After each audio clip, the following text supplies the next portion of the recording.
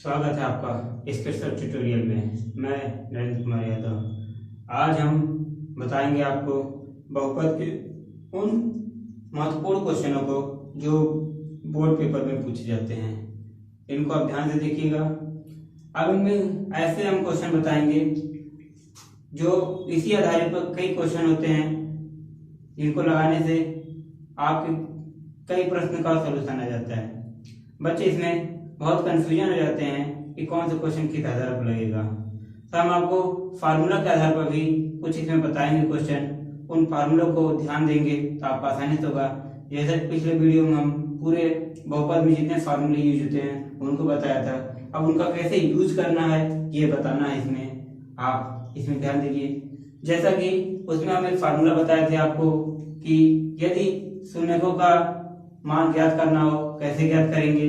शून्यकों का मान ज्ञात करने के लिए हमने बताया था कि यदि कोई संकट दिया गया हो ax square plus bx plus c बराबर 0 दिया गया है।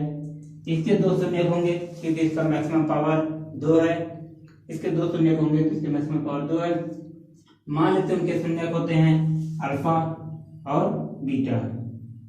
अल्फा कामा बीटा होते हैं। तो अल्फा कामा बीटा है तो इनका शून्य ज्ञात करने के लिए हम अल्फा और बीटा का मान निकालने के लिए उसमें यूज करते थे कि अल्फा प्लस बीटा का मान माइनस बी बाई ए और अल्फा इंटू बीटा का मान plus C by A use किया जाता था। ये चीज होता था। इनकी सहायता से अगर अल्फा का मान अल्फा प्लस बीटा का वैल्यू हमको मालूम हो जाए तो अल्फा माइनस बीटा निकाल देते हैं। अल्फा माइनस बीटा निकालने के लिए फार्मूला बताया गया है कि अल्फा प्लस बीटा का होल स्क्वायर में से हम -4 अल्फा बीटा कर दें तो अल्फा माइनस बीटा आ जाएगा, जहां हमको दो संकट मिल जाएगा अल्फा प्लस बीटा संबंधित और अल्फा माइनस बीटा संबंधित। दोनों फार्मूलों से दोनों संकट को घटाने या जोड़ने पर हम अल्फा और बीटा का मान निकाल सकते थे। इसी आधारित पर एक प्रश्न है उसको देख लेते हैं तो आपको इसमें आसानी समझ में आ जाएगा इसका यूज कैसे करना है। प्रश्न ये है, इसमें 4x square minus 4x plus 1 ये हमारा क्वेश्चन है। इसमें शून्यकों का मान ज्ञात करना है बराबर 0 मान लेते हैं। इसमें शून्यकों का मान ज्ञात करना है। इसको ज्ञात करने के लिए हम ये कर सकते हैं कि पहले हम इसकी तुलना कर लेते हैं ax square plus bx plus c बराबर 0 से तुलना करने पर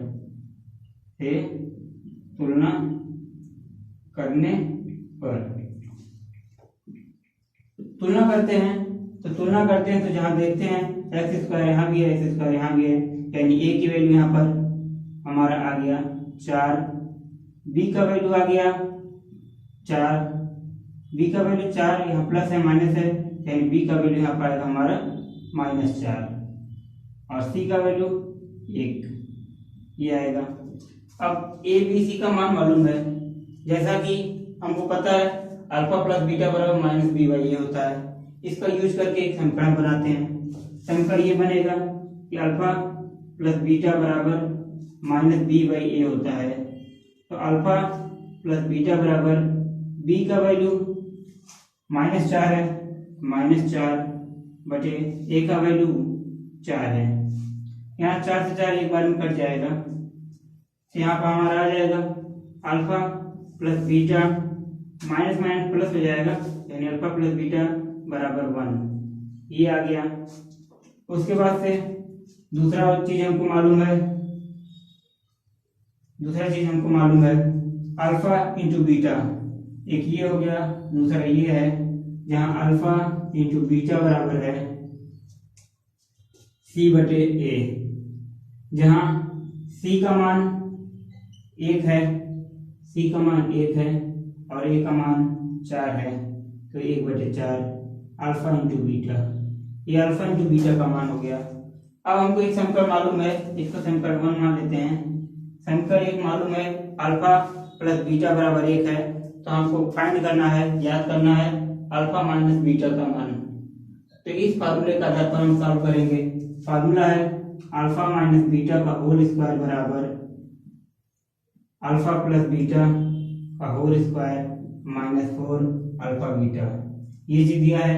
अब इसी को हम अल्फा प्लस बीटा का मान यहाँ रखेंगे, जहाँ 1 है यानी 1 का स्क्वायर माइनस 4 गुणे अल्फा इंटू बीटा का मान 1/4 है, 1/4 रख लेंगे, बराबर 1 का स्क्वायर 1 होगा, 4 से 4 कैंसिल होगा, -1 आएगा, 1 से 1 घट जाएगा, 0 आ जाएगा, यानी अल्फा माइनस बीटा का होल स्क्वायर बराबर 0 आ गया। स्क्वायर हटाएंगे तो हमारे पास अल्फा माइनस बीटा बराबर 0। ये इक्वेशन नंबर 2 हो गया। अब हम इक्वेशन 1 और 2 दोनों को सॉल्व कर लेंगे, जहां हमारे इक्वेशन 1 ये दिया गया है, इक्वेशन 2 ये दिया गया है। दोनों को हम जोड़ लेंगे, अल्फा प्लस बीटा बराबर 1 दिया है और अल्फा माइनस बीटा बराबर 0 आया है। दोनों को जोड़ने पर ये 2 अल्फा हो जाएगा, ये कैंसिल हो जाएगा बीटा बीटा, उसके बाद से यहाँ जुड़ेगा तो 1 आ जाएगा। अब ये चीज आ गया यहाँ पर, ये चीज आने के बाद से हम 2 का डिवाइड कर देंगे 1 में, तो अल्फा बराबर 1/2 आ गया, अल्फा का मान 1/2 आ गया।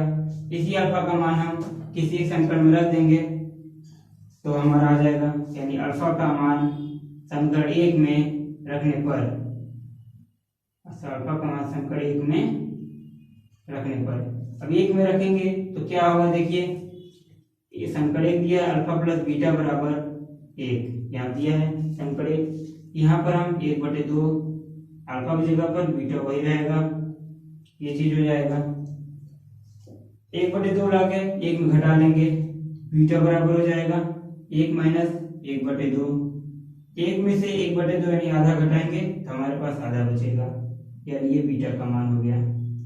अब यहाँ देखते हैं कि समीकरण द्वारा हमारा क्वेश्चन ये था, क्वेश्चन हमारा यहाँ था, क्वेश्चन में बताना था शून्य का मान क्या होगा, यानी मूल का मान क्या होगा। हमने जहां पर मान लिया मूल अल्फा और बीटा है, अल्फा और बीटा मूल मान लिया था, और इसी समीकरण को A square plus B S plus C बराबर 0 से तुलना करके ए बी का मान निकाल लिया। जैसा कि मालूम था अल्फा प्लस बीटा बराबर माइनस बी बाई ए होता है, उसका यूज किए, और अल्फा इंटू बीटा बराबर सी बाई ए होता है, इसका यूज किए। दोनों के यूज करके हम 2 समीकरण बना लिए, एक अल्फा प्लस बीटा बराबर ए, एक अल्फा माइनस बीटा बराबर 0। दोनों को सॉल्व करके हम अल्फा का मान अलग और बीटा का मान अलग निकाल लिए। यही हमारा उस समीकरण का मूल हो गए, यानी इसका 2 मूल हो गया, अल्फा बीटा दोनों का मूलों का आंसर हो गया 1/2 और 1/2, ये आंसर आ गया। इसी प्रकार इस पर जितने आधारित क्वेश्चन आता है आप लगा सकते हैं, इसमें कहीं कोई कंफ्यूजन की बात नहीं है।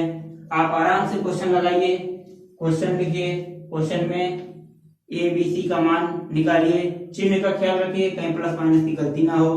उसके बाद से अल्फा प्लस बीटा और अल्फा इंटू बीटा निकालने के बाद से अल्फा माइनस बीटा को निकाल लीजिए, उसके बाद से सॉल्व कर लीजिए। अब अगला जो है आपका इसी आधारित पर एक और क्वेश्चन है जो इसके अगले फार्मूले पर है। फार्मूला ये है इसमें, यानी क्वेश्चन अधिकतर आता है इसी का विपरीत पूरा आता है। विपरीत ये आता है आपका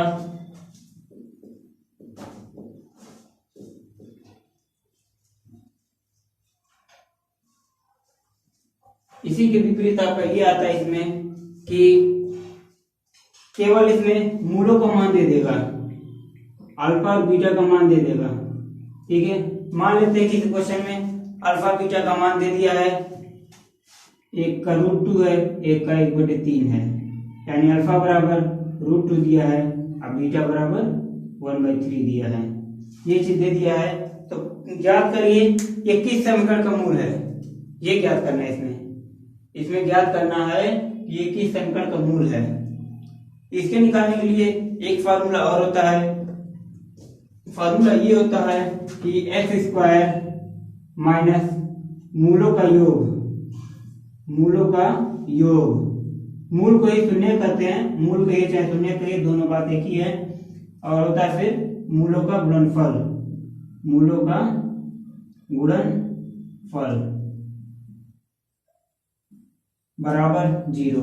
इस समीकरण को अगर सिंपल भाषा में समझना चाहते हैं मैथमेटिकल भाषा में, तो ये हो जाएगा x minus alpha plus beta की वैल्यू यहाँ पर रखेंगे बाहर x रहेगा और अल्फा इंटू बीटा की वैल्यू यहाँ रखेंगे बराबर 0।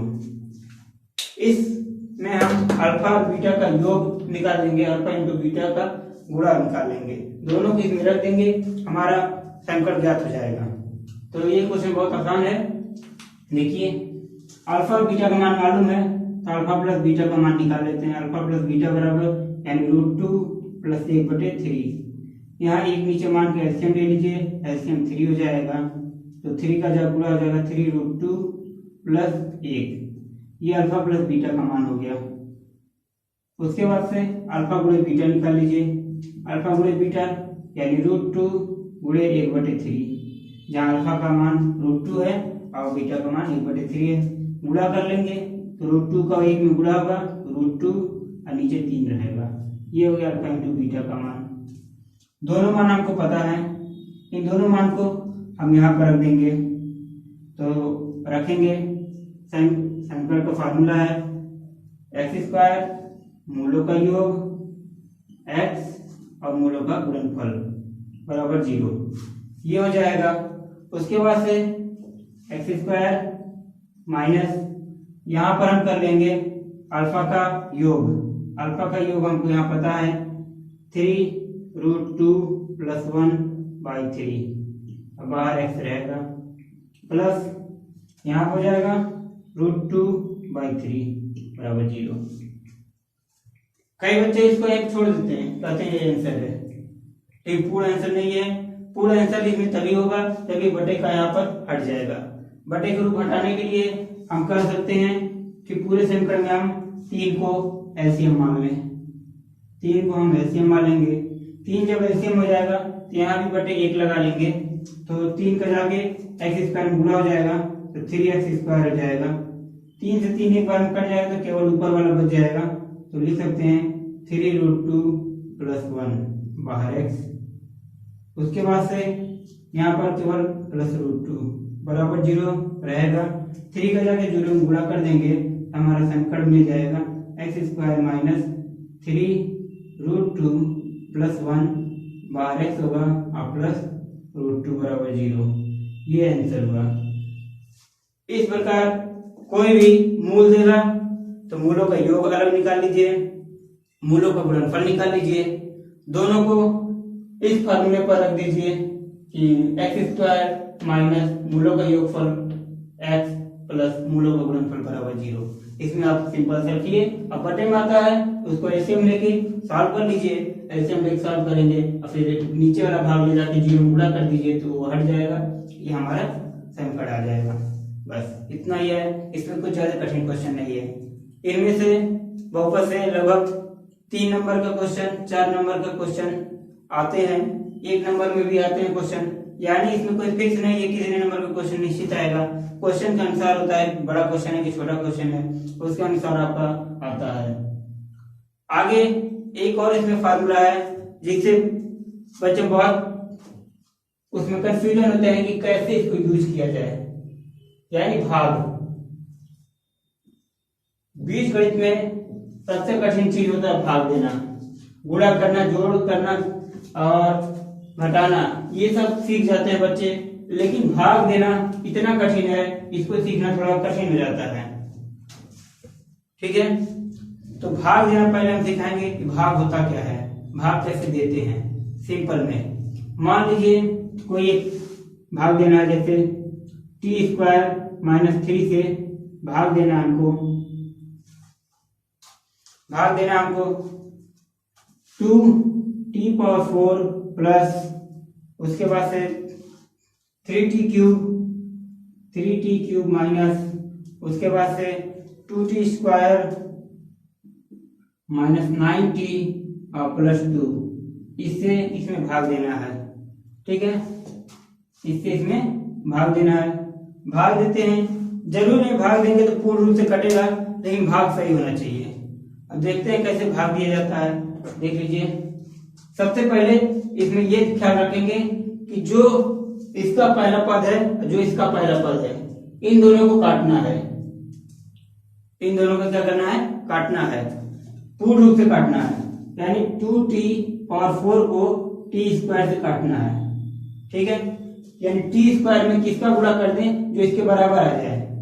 तो आप रफ पर एक चीज इस तरह सिंपल से भाग दे सकते हैं, जैसे हम दे रहे हैं, देखिए यहाँ t पावर 4 है, यहाँ 2 है, यानी t पर ये 2 बार में कट जाएगा, 2 बचा, यानी हमारे पास बच गया 2t स्क्वायर है, यानी 2t स्क्वायर को t स्क्वायर में गुणा करेंगे तो हमारा 2t पावर 4 आ जाएगा। यानी हमारा पहला पद मिल गया, यहाँ पर हम 2t पावर 2 का गुणा इसमें कर देंगे, तो इसमें गुणा करेंगे तो हमारा आएगा 2t पावर 4, उसके बाद से इसी का 3 में गुणा करेंगे तो माइनस 3 में 6 हो जाएगा और t स्क्वायर रहेगा। इसको घटा लेते हैं, घटाते हैं तो यहाँ कैंसिल होगा, यहाँ माइनस माइनस प्लस हो जाएगा, 6t क्यूब दिया है, यहाँ 6t स्क्वायर है, ये नहीं जुड़ेंगे, t स्क्वायर का जो होगा पद वही जुड़ेगा, यानी यहाँ पर है -2 और प्लस 6 में से 2 घट जाएगा तो आ जाएगा 4t स्क्वायर।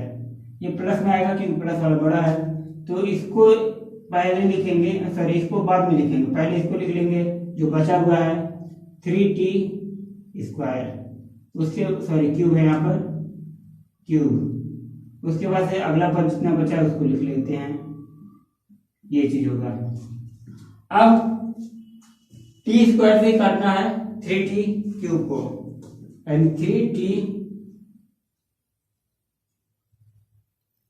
3t क्यूब को काटना है t स्क्वायर से, यहाँ से t स्क्वायर से 3t एक बचेगा, यानी 3t केवल बचेगा, यानी 3t का यहाँ गुणा कर लेंगे प्लस 3t का t स्क्वायर में गुणा करेंगे 3t स्क्वायर आएगा, सॉरी क्यूब आएगा, प्लस 3t का 3 में गुणा करेंगे 3 3 9 हो जाएगा, 9t केवल होगा, हटा लेंगे, घटाएंगे यहाँ पर कैंसिल होगा, घटाएंगे तो प्लस हो जाएगा, 9t प्लस में 9t माइनस में, ये भी दोनों कैंसिल हो जाएगा, तो हमारे पास केवल बचा 4t स्क्वायर प्लस 12। ठीक, 4t स्क्वायर को काटना है t स्क्वायर से, 4t स्क्वायर को काटना है t स्क्वायर से, तो t स्क्वायर से t स्क्वायर कट गया, केवल 4 बचा, यानी लास्ट वाले में केवल हमको 4 का गुणा करना है, 4 का गुणा कर दिए, 4 का गुणा कर दिए तो आगे हमारे पास 4t स्क्वायर आएगा और 4t का उसमें गुणा करेंगे तो हमारे पास आ जाएगा, यहाँ माइनस होना चाहिए था तो क्वेश्चन सॉल्व होगा, माइनस यहाँ होगा आपका -12 आ जाएगा, माइनस करेंगे कैंसिल, माइनस करेंगे प्लस कैंसिल 0। इस प्रकार भाग दे सकते हैं, ये भाग का रूल है, बहुत आसान रूल है, बस आपको पहला टर्म काटना होगा।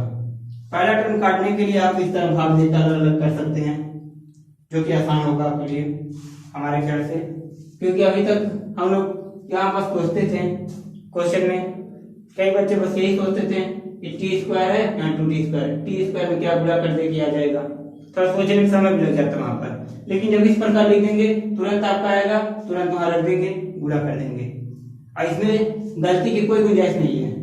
यहाँ सोचने में एक आध अक्षर एक आध मिस्टेक हो जाएगा, क्योंकि सोच के करेंगे, सोचते रहेंगे कुछ और होता रहेगा, हल्का सा मिस्टेक आने के चांसेस हैं, लेकिन इसमें किसी भी प्रकार से करिए आपका कोई गलती नहीं आएगा, तुरंत सही होगा, क्योंकि यहाँ सीधे आपको पता चला है कि किसको किसको काटना, तो क्या बच रहा है और उसी का गुणा कर देंगे, डायरेक्ट आ जाएगा।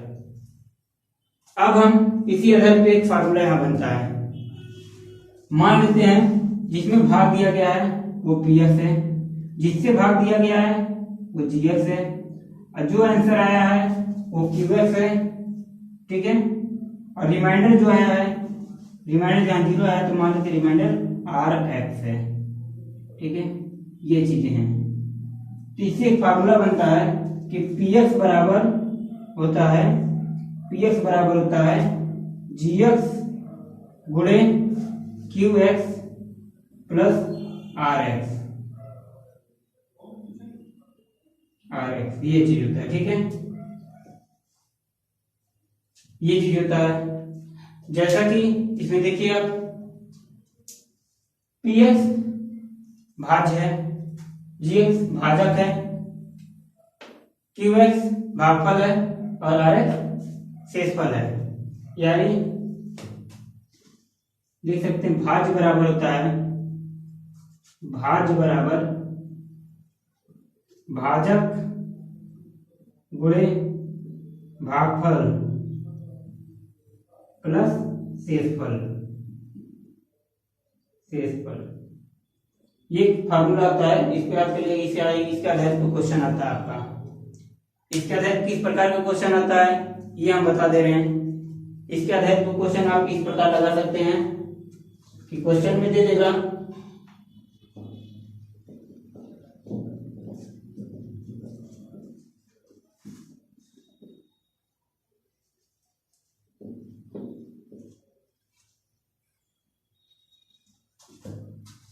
फार्मूला को लिख लेते हैं ऊपर दोबारा।